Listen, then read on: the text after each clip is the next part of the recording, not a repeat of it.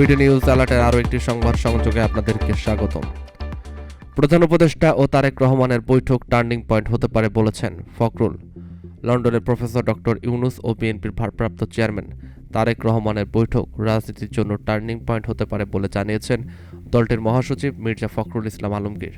মঙ্গলবার দুপুরে রাজধানী গুলশানে বিএনপি চেয়ারপারসনের রাজনৈতিক কার্যালয়ে সাংবাদিকদের সঙ্গে আলাপচারিতায় তিনি একথা বলেন। মির্জা ফখরুল বলেন, প্রধান উপদেষ্টা লন্ডন সফরে যাবেন বলে যখন ঘোষণা আসে তখন থেকে বিএনপির ভারপ্রাপ্ত চেয়ারম্যানের সঙ্গে বৈঠকের বিষয়টা নিয়ে আলোচনা হচ্ছিল।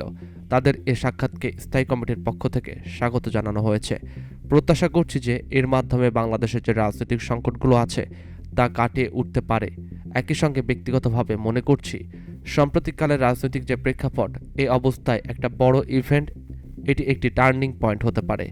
যদি সবকিছু সঠিকভাবে চলে তাহলে নিঃসন্দেহে এটি একটি টার্নিং পয়েন্ট হতে পারে। এটার গুরুত্ব অনেক বেশি।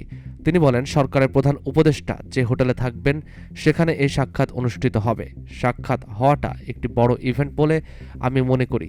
তাদের সাক্ষাৎ হলে অনেক সমস্যার সমাধান হয়ে যেতে পারে, অনেক কিছু সহজ হতে পারে, নতুন ডাইমেনশনের সৃষ্টি হতে পারে, সম্ভাবনা অনেক আর কি। এটা নির্ভর করবে আমাদের নেতৃবৃন্দের ওপরে যে তারা এটি কিভাবে সম্ভাবনার দিকে নিয়ে যেতে পারে। বিএনপির মহাসচিব বলেন, বিএনপি বিপ্লবী দল নয়, নির্বাচনের মাধ্যমে ক্ষমতায় যেতে চায়। যে কোনো সময় ভোটের প্রস্তুতির জন্য প্রস্তুত বিএনপি।